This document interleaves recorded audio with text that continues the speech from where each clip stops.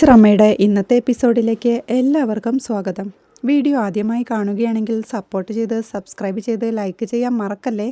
ടെൻഷനോടെ ഇരിക്കുന്ന ജോണിന് ഒരു കപ്പ് ചായ കൊണ്ടുകൊടുത്ത് മേരിക്കുട്ടി ടീച്ചർ അവനോടായി ചോദിക്കുന്നുണ്ട്. ഇങ്ങനെ മിണ്ടാതെ വലിയ ചിന്തയുമായിട്ടിരുന്ന ഞാൻ എന്ത് ചെയ്യും? ഈ നാട്ടിലെ നിന്നെ കരുതിയ ട്രാൻസ്ഫറും വാങ്ങി ഞാൻ വന്നത്. എന്നിട്ട് നീ ഇങ്ങനെ കടുപ്പിച്ചിരുന്ന ഞാൻ എന്താ ചെയ്യേണ്ടത്? അതും കൂടി പറ. ഞാൻ ആരോടും മിണ്ടുമെന്ന് ചോദിക്കേ ഓരോ ടെൻഷൻ കാരണമല്ലേ അമ്മ? അമ്മയ്ക്കും അറിയാലോ എന്ന് ജോണും. ഓരോ ടെൻഷനൊന്നുമല്ല, ഒരു ടെൻഷൻ. ശരിയല്ലേ ഞാൻ പറഞ്ഞത്? എനിക്കറിയാം കനികയുടെ കാര്യമാ ഇപ്പൊ നിന്റെ മനസ്സിലെ ടെൻഷൻ. ശരിക്കും ഇന്റലിജന്റ് ആയ ഒരു പെൺകുട്ടിയാ കനിക. ശരിക്കും എക്സ്പ്ലോഷൻ ഉണ്ടടാ. ഒരു പെൺകുട്ടി ഇങ്ങോട്ട് വന്ന് പ്രപ്പോസ് ചെയ്യാണ്. കയ്യിലെ മീൻ വിട്ട് പുഴയിലെ മീൻ കൊതിക്കും പോലെയാണ് ജോണ ഇത്. നമുക്കൊരു യാഥാർത്ഥ്യ ബോധം വേണ്ടേ എന്ന് അമ്മ ചോദിക്കുമ്പോഴേക്കും ജോണും അവിടുന്ന് എഴുന്നേറ്റ്, അമ്മേ, കനിക ഒരിക്കലും എന്റെ മനസ്സിൽ കാമുകിയാക്കാനോ പങ്കാളിയാക്കാനോ തോന്നിയൊരു കുട്ടിയല്ല. പിന്നെ എനിക്ക് എങ്ങനെ അത് പറ്റുമെന്ന് ജോണും ചോദിക്കുക. അത് കേൾക്കെ അമ്മയും എഴുന്നേറ്റുകൊണ്ട്, എടാ, നിന്റെ യഥാർത്ഥ പ്രശ്നം എനിക്കറിയാം. വീണ ഡിവോഴ്സിൽ ഉറച്ചു നിൽക്കാത്തിടത്തോളം, പിന്നെയും അവൾ സന്തോഷിന്റെ കാര്യങ്ങൾക്കായി നടക്കുന്നിടത്തോളം നീ ഈ ആഗ്രഹവും കൊണ്ട് നടക്കുന്നതിൽ ഒരു കാര്യവുമില്ലെന്നേ ഞാൻ പറയൂ. നമ്മ പറയേ കാര്യമുണ്ടെങ്കിലും ഇല്ലെങ്കിലും എനിക്ക് പറ്റാത്തൊരു കാര്യത്തെ പറ്റിയാ അമ്മ പറയുന്നത് എന്ന് ജോണും പറയുന്നുണ്ട്. എടാ, നീ ഒരു തീരുമാനം എടുക്കാനോ ഞാൻ നിർബന്ധിക്കില്ല. കനിക നല്ല കുട്ടിയാണെന്ന് ഞാൻ പറഞ്ഞതേ ഉള്ളൂ. എന്നെ കനികയ്ക്കും വലിയ കാര്യം. ഒന്ന് പറഞ്ഞാൽ കനികയും സരസ്വതിയുടെ മോള് തന്നെയാണല്ലോ. നീ ആലോചിച്ചൊരു തീരുമാനം എടുക്കേ. ഇനി ഞാൻ ഈ കാര്യത്തിൽ നിന്നോടൊന്നും പറയില്ല. പക്ഷേ കനികയുടെ കാര്യം മുന്നോട്ട് കൊണ്ടുപോകാൻ താല്പര്യമില്ലെങ്കിൽ കനികയോട് നീ തന്നെ പറയണം. എനിക്കൊന്നിനും വയ്യെന്ന് മേരിക്കുട്ടി ടീച്ചറും തീർത്തു പറയുകയാ. കൊള്ളാം, അക്കാര്യവും എന്റെ തലയിലായല്ലേ എന്ന് ദേഷ്യത്തോടെ ജോണും ചോദിക്കുക. എടാ, കനികയ്ക്ക് നിന്റെ കാര്യത്തിൽ പ്രതീക്ഷയുണ്ടടാ. എന്താണ് തീരുമാനമെങ്കിലും വൈകാതെ നീ കനികയോട് പറ. എന്നമ്മ പറയേ ഏർപ്പാടൊക്കെ കൊള്ളാം. ഞാനിപ്പോ ഇരയായി. അമ്മ ഇത്ര പെട്ടെന്ന് മാറിയതാണ് എനിക്ക് പിടികിട്ടാത്തതെന്ന് ജോണും. എടാ, അമ്മമാരെ മക്കളുടെ നല്ലതിനു വേണ്ടി പ്രായോഗികമായിട്ട് ചിന്തിക്കത്തുള്ളൂ എന്നമ്മ പറയേ. എന്തായാലും കൊള്ളാം എന്ന് ജോൺ. മേരിക്കുട്ടി ടീച്ചർ അവിടുന്ന് പോകുമ്പോഴേക്കും ജോണും ടെൻഷനോടെ അവിടെ തന്നെ നിൽപ്പാ. പിന്നീട് പുറത്തൊരിടത്ത് വെയിറ്റ് ചെയ്യുന്ന സുജിയെ കാണാനായി ഓട്ടോയിലെത്തുന്ന ലില്ലിക്കുട്ടിയെയാണ് കാണിക്കുന്നത്. അവൾ ചിരിയോടെ റിജിച്ചേട്ടന്റെ അമ്മച്ചിയല്ലേ എന്ന് ചോദിക്കേ. അതെ, സുജിയാണോ എന്ന് ലില്ലിക്കുട്ടി. അതേ എന്ന് അവൾ പറയേ. എന്നെ കണ്ടപ്പോൾ മനസ്സിലായോ എന്ന് ലില്ലിക്കുട്ടി ചോദിക്കുന്നു. റിജിച്ചേട്ടൻ പറഞ്ഞ് എനിക്ക് നന്നായിട്ട് അറിയാം. കണ്ടപ്പോൾ തന്നെ എനിക്ക് മനസ്സിലായി. ഇവിടെ ആവുമ്പോൾ നമുക്ക് സ്വസ്ഥമായിട്ടിരിക്കാം. അതാ ഞാൻ അമ്മച്ചിയോട് ഇങ്ങോട്ട് വരാൻ പറഞ്ഞത്. അമ്മച്ചി വായെന്ന് വിളിച്ച് അവൾ അവരെയും കൊണ്ട് ഒരു കോഫി ഷോപ്പിലേക്ക് കയറുകയാണ്. കസേരയിലേക്ക് ഇരുന്നു കൊണ്ട് 2 ചായക്ക് വിളിച്ചു പറഞ്ഞ്, അമ്മച്ചിക്ക് മധുരം കുഴപ്പമില്ലല്ലോ എന്ന് സുജി ചോദിക്കേ. ഇല്ല, കുഴപ്പമില്ലെന്ന് ലില്ലിക്കുട്ടി. അമ്മച്ചി രാവിലെ ഇറങ്ങിയല്ലേ എന്ന് സുജി ചോദിക്കേ. ഈ ബസ് സ്ട്രെയിറ്റാ മോളെ, ഇനി ഉച്ചയ്ക്കൊന്നുണ്ട് അങ്ങോട്ട്, അതിലും അടങ്ങാന്നാ വിചാരിക്കുന്നത് എന്ന് ലില്ലിക്കുട്ടി പറയുമ്പോഴേക്കും, പിന്നെ എന്റെ വീട്ടിലെ സാഹചര്യങ്ങൾ റിജിച്ചേട്ടൻ പറഞ്ഞറിയാലോ അല്ലേ. ഞങ്ങൾ 3 പേരാ, ഞാനും അച്ഛനും അനിയത്തിയും. അച്ഛന് മുന്നേ ആധാരമെഴുത്തായിരുന്നു. ഇടയ്ക്ക് സ്ട്രോക്ക് വന്ന് അച്ഛൻ ഒരേ കിടപ്പായി എന്നവൾ പറയുമ്പോഴേക്കും അവർക്കുള്ള ചായ എത്തുകയാ.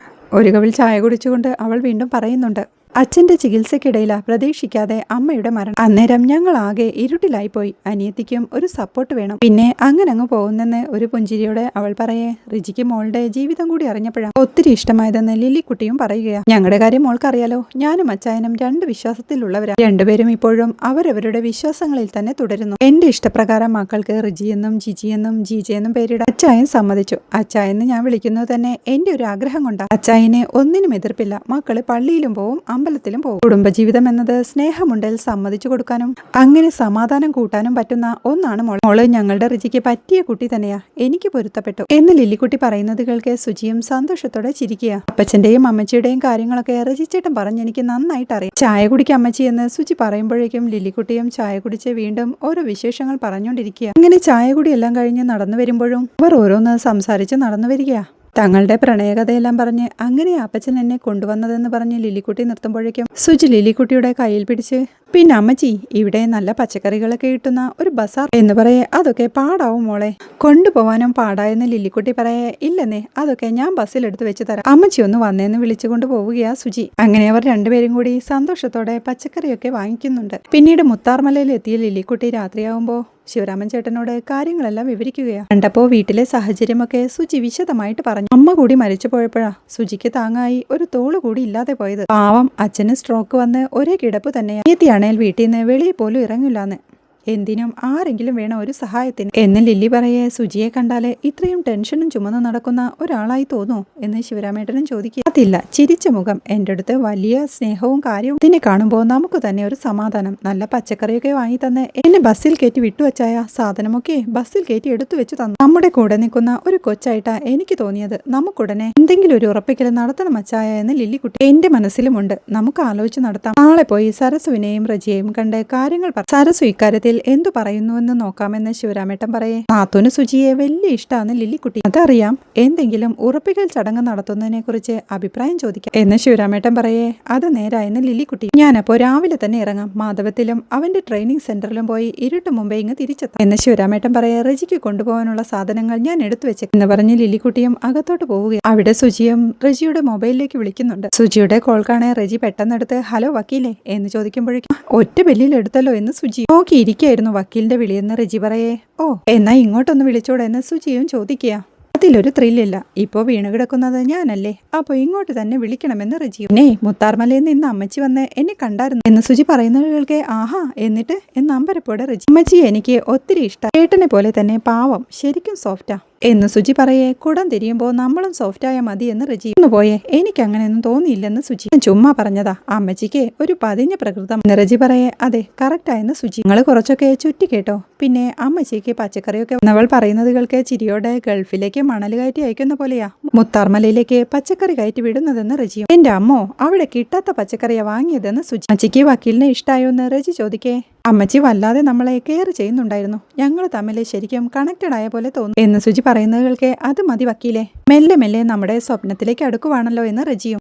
അതെ പോലീസും വക്കീലും സത്യത്തിൽ നല്ല കോമ്പിനേഷനാ എന്ന് പറഞ്ഞ് അവർ സന്തോഷത്തോടെ ഓരോന്ന് സംസാരിച്ചുകൊണ്ട് നിൽപ്പാ. പിറ്റേ ദിവസം മാധവത്തിലെത്തുന്ന ശിവരാമേട്ടനെയാണ് കാണിക്കുന്നത്. അദ്ദേഹത്തെ ലിവിംഗ് റൂമിലേക്ക് സ്വീകരിച്ചിരുത്തിക്കൊണ്ട് ഏട്ടൻ രാവിലെ തന്നെ ഇറങ്ങിയോ എന്ന് ടീച്ചറമ്മ ചോദിക്കുക. കനി കൂടെ തന്നെയുണ്ട്. വീണ വല്യമ്മയ്ക്ക് ചായ കൊണ്ട് കൊടുക്കുമ്പോഴേക്കും പുലർച്ചെ ഇറങ്ങി. നിങ്ങളെ എല്ലാവരെയും കണ്ട് റജിയുടെ സെന്ററിലൊക്കെ ഒന്ന് പോയി മടങ്ങാമെന്ന് വെച്ചു എന്ന് ശിവരാമേട്ടൻ. അപ്പോൾ ഇന്നു തന്നെ മടങ്ങണമെന്ന് നിർബന്ധമാണോ എന്ന് സരസു ചോദിക്കും. അയ്യോ വീട്ടിൽ ലില്ലി മാത്രമല്ലേ ഉള്ളൂ, അതുകൊണ്ട് പോയേ പറ്റൂ എന്ന് ശിവരാമേട്ടൻ. ഇന്നലെ ലില്ലി ചെന്ന് സുജിയെ കണ്ടിരുന്നു. അവൾ അവളുടെ കഥയും ലില്ലിയുടെ കഥയുമൊക്കെ പറഞ്ഞു. രണ്ടാളും കുറെ ചുറ്റിക്കറങ്ങി. അവരിപ്പോ ഭയങ്കര കമ്പനിയായി എന്ന് ശിവരാമൻ ചേട്ടൻ പറയുന്നതൊക്കെ സന്തോഷത്തോടെ ആണോ എന്നിട്ട് എന്തായി എന്ന് സരസവും. എത്രയും പെട്ടെന്ന് ഒരു ഉറപ്പീരെന്തെങ്കിലും നടത്തണമെന്നാ ലില്ലി പറയുന്നത് എന്ന് ശിവരാമേട്ടൻ പറയേ. ഫിസിക്കൽ കഴിഞ്ഞിട്ടല്ലേ ഏട്ടാ എന്ന് സരസവും ചോദിക്കുക.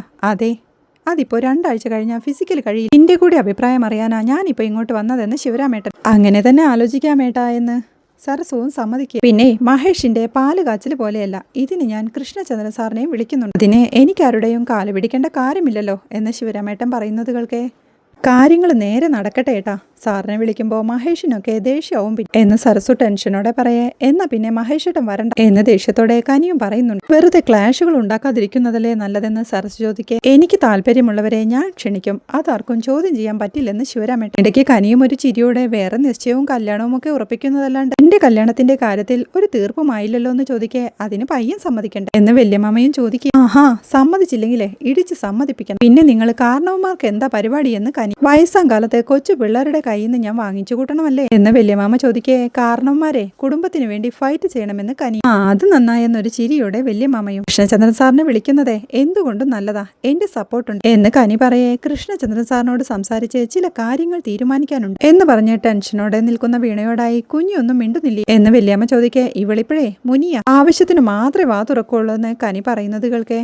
വീണയും ഒന്നും മിണ്ടാതെ ഗൗരവത്തോടെ അതേ നിൽപ്പ് തന്നെയാ. പിന്നീട് പുറത്തൊരിടത്ത് വണ്ടി നിർത്തി മഹേഷേട്ടനെയും രാധേച്ചിയെയും കാത്തു നിൽക്കുകയാണ് വീണ. അവർ രണ്ടുപേരും കാറിൽ അങ്ങോട്ടെത്തി.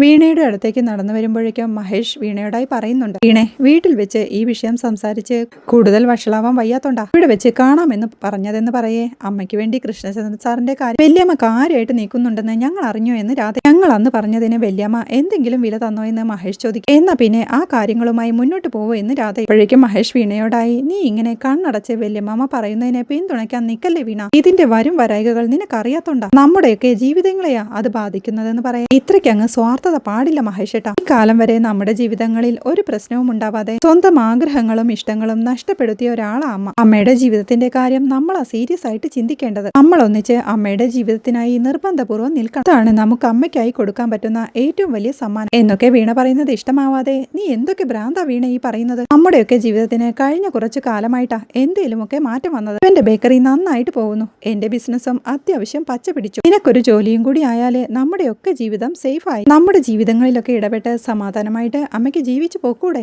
എന്ന് രാധ ചോദിക്കും. അങ്ങനെ ഒരു ജീവിതത്തിന് അമ്മയ്ക്ക് താല്പര്യമില്ലാന്ന് രാധേച്ചിയോടും മഹേഷേട്ടനോടും അന്ന് തന്നെ അമ്മ പറഞ്ഞതല്ലേ. നമ്മുടെയൊന്നും ജീവിതങ്ങളിൽ ഇനി അമ്മ ഇടപെടാൻ ഉദ്ദേശിക്കുന്നില്ല. അതിനർത്ഥം നമ്മുടെയൊക്കെ സ്വാതന്ത്ര്യങ്ങളിൽ അമ്മ ഇനി ഇടപെടാൻ ഉദ്ദേശിക്കുന്നില്ല എന്നത് തന്നെയാണ്. അമ്മയുടെ കാര്യത്തിൽ നമ്മളും അങ്ങോട്ട് ആ സ്വാതന്ത്ര്യം കൊടുക്കാൻ ബാധ്യസ്ഥരാണ് എന്ന് വീണയും വാദിക്കുന്നുണ്ട്. അത് കേൾക്കെ മഹേഷും ദേഷ്യത്തോടെ നീ എന്തൊക്കെ പറഞ്ഞാലും ആ കൃഷ്ണചന്ദ്രൻ സാറിനെ കെട്ടി ജീവിക്കാൻ അമ്മയെ ഞങ്ങൾ ഒരിക്കലും സമ്മതിക്കില്ല എന്ന് പറയേ രാധയും അത് സപ്പോർട്ട് ചെയ്യുകയാണ്. അത് കേൾക്കെ വീണയും ഏട്ടത്തിയുമായുള്ള ഇഷ്ടം മഹേഷേട്ടൻ പറഞ്ഞപ്പോൾ അമ്മ തന്നെയല്ലേ മുന്നിൽ നിന്ന് ആ വിവാഹം നടത്തി തന്നത്. അതുപോലെ തന്നെ അമ്മയുടെ കാര്യവും കാണേണ്ടതുള്ളൂ. അമ്മയെ ഒരു വ്യക്തിയായി നിങ്ങൾക്ക് രണ്ടാൾക്കും ഇപ്പോഴും പറ്റുന്നില്ല എന്നവൾ പറയേ രാധയും എനിക്ക് എന്റെ അമ്മയെ അമ്മയായിട്ട് കാണാനേ പറ്റും. അതെ, അമ്മയെ വ്യക്തിയായും പ്രസ്ഥാനമായൊന്നും കാണാൻ എനിക്ക് പറ്റില്ലെന്ന് പറയേ വീണയും നമ്മൾ മൂന്നാളും നമ്മുടെ ജീവിതവുമായി മുന്നോട്ട് പോകും, അമ്മ തീർത്തും ഒറ്റപ്പെട്ടു പോകും എന്ന് പറയുന്നുണ്ട്. ഒറ്റപ്പെടാൻ അമ്മ നമ്മുടെ ജീവിതത്തിൽ നിന്ന് പുറത്തു നിൽക്കുന്ന ആളൊന്നുമല്ലല്ലോ എന്ന് മഹേഷ് ചോദിക്കെ അത് ഈ കാര്യം നമ്മുടെ ജീവിതത്തിൽ നിന്ന് നോക്കുന്നത് കൊണ്ട് തോന്നുന്നതാ എന്ന് വീണയും. എന്റെ വീണേ, നീ ഇങ്ങനെ മുട്ടാപ്പോക്ക് പറഞ്ഞാൽ ഞാൻ എന്ത് ചെയ്യും? നിന്റെ കാര്യമോ ഇങ്ങനെ ഇരിക്കുന്നു, ആ കാര്യങ്ങളൊന്ന് സെറ്റിലാക്കണ്ട വീണ എന്ന് മഹേഷ് ചോദിക്കെ അതൊന്നും ആലോചിച്ച് ആരും വേവലാതിപ്പെടണം, അതൊക്കെ ഇങ്ങനെ അങ്ങ് നടന്നോളും എന്ന് വീണ. അതിൽ ഞങ്ങൾക്കൊക്കെ വേവലാതി ഉണ്ടാവില്ലേ?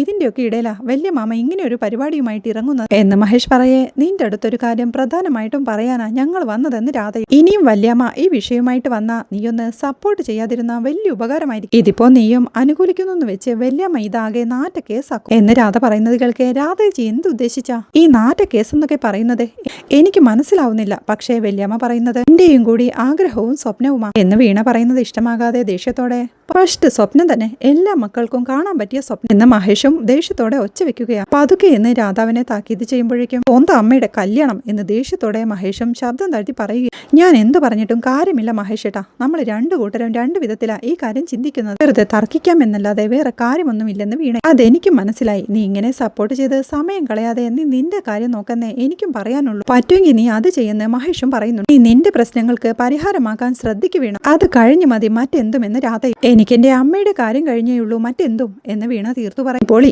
രാധേച്ചി വാ പോവാം എന്ന് പറഞ്ഞ് രാധയെ വിളിച്ച് മഹേഷ് നടക്കുമ്പോഴേക്കും അതാ നല്ലതെന്ന് പറഞ്ഞ് രാധയും അവന്റെ പിറകെ പോവുക. പിന്നീട് രാത്രിയാവുമ്പോൾ മാധവത്തിൽ വീണ അമ്മയോട് ഇക്കാര്യം സംസാരിക്കുന്നുണ്ട്. ഇന്ന് മഹേഷിട്ടനും രാധേച്ചിയും എന്നെ കണ്ടിരുന്നെന്ന് വീണ പറയെ എന്താ കാര്യം എന്ന് അമ്മയും. കാര്യമൊക്കെ പഴയതു തന്നെ, ഇപ്പോ പുതിയ സാഹചര്യവുമായി കണക്ട് ചെയ്ത് അക്കാര്യം പറഞ്ഞു എന്ന് വീണ പറയെ എന്താ പറഞ്ഞേ എന്ന് അമ്മയും. റിജിച്ചേട്ടന്റെയും സുജിയുടെയും എൻഗേജ്മെന്റിന് കൃഷ്ണചന്ദ്രൻ സാറിനെ വിളിക്കാൻ ആലോചിച്ചത് രാധേച്ചിയും മഹേഷേട്ടനും അറിഞ്ഞിട്ടുണ്ട്. അവർക്കിതൊന്നും ഇഷ്ടമാവുന്നില്ലെന്നും ഈ വിധത്തിൽ കൃഷ്ണചന്ദ്രൻ സാറിനെ കാരണവരെ പോലെ ഇവിടെ നിർത്താൻ നോക്കുന്ന വല്യമ്മയുടെ പരിപാടി നടക്കാൻ പോകുന്നില്ലെന്നുമാ അവര് പറയുന്നത് എന്ന് വീണ പറയുന്നത് കേൾക്കെ ടെൻഷനോടെ നിൽക്കുന്ന ടീച്ചർ അമ്മയെ കാണിക്കുന്നിടത്താണ് ഈ എപ്പിസോഡ് അവസാനിക്കുന്നത്. അതിന് പരിക്കുപറ്റി ഹോസ്പിറ്റലിൽ അഡ്മിറ്റായ കൃഷ്ണചന്ദ്രൻ സാറിനെ കാണാനായി ശിവരാമൻ ചേട്ടനും സരസ്വതിയും കനിയും എത്തുന്നതും 6 ആഴ്ച കഴിഞ്ഞ് കാലിലെ പ്ലാസ്റ്റർ എടുക്കുമെന്നറിഞ്ഞ ടീച്ചറമ്മയും കനിയുമെല്ലാം കൃഷ്ണചന്ദ്രൻ സാറിനെ മാധവത്തിലേക്ക് കൂട്ടിക്കൊണ്ടുപോകാൻ തീരുമാനിക്കുന്നതുമെല്ലാമാണ് നാളത്തെ എപ്പിസോഡിലെ വിശേഷങ്ങൾ. വീഡിയോ ഇഷ്ടമായാൽ സപ്പോർട്ട് ചെയ്ത് സബ്സ്ക്രൈബ് ചെയ്ത് ലൈക്ക് ചെയ്യാൻ മറക്കല്ലേ.